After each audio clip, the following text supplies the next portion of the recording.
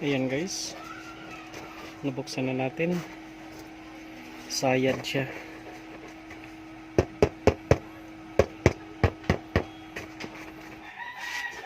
Ayan guys, ayaw na niya mag-play, so malamang sunog to. Kailangan tanggalin muna natin tong dust cap nya. Pakita ko sa inyo paano ko tinatanggal yan. Ganito lang yan guys, pagtanggal ng dust cap na to. Kasi kung pipirsahin natin ng kutsilyo or ano, maaari masira to dito, malulukot yan. Kailangan magamit pa to. Magagamit pa to guys. Ganito lang, ginagamitan ko siya ng blower para initin yung mga gilid niya. Kasi lalambot yan pag naiinitan Pakita ko.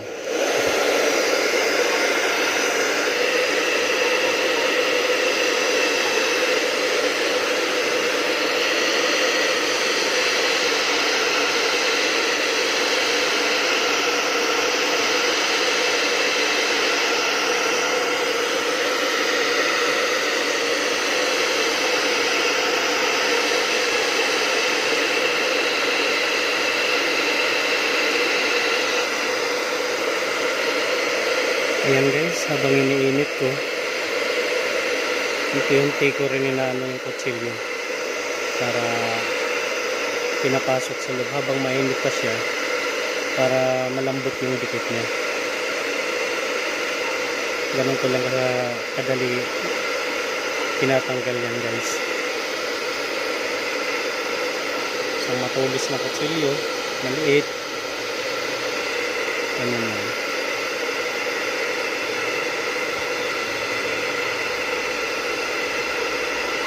Kailangan initin guys para lumambot siya.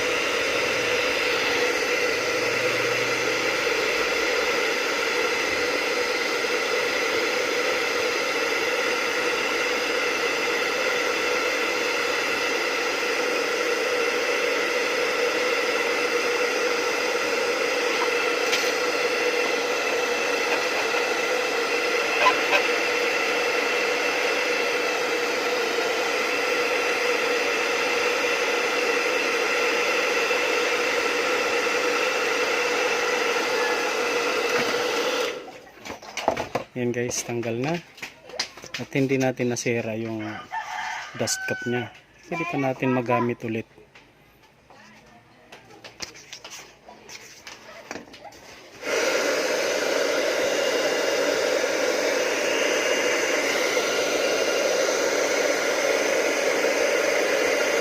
Bali lumalambot siya guys pag naiinitan. Para magamit pa rin natin yung phone nya. Kasi tulad dito guys na malayo tayo sa pinagbibilhan nito.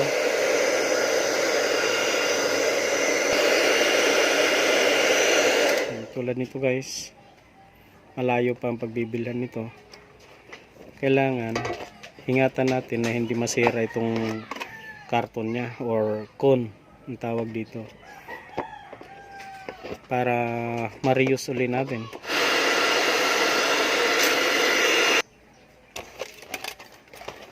Ayan guys, sunog,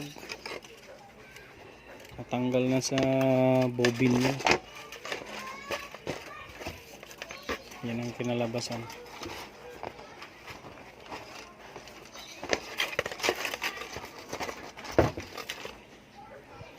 Yan guys, natanggal na natin. Yan, natanggal na siya dito sa ano nya, bobin nya. Siguro ko malakas magpatugtog ang may-ari nito guys.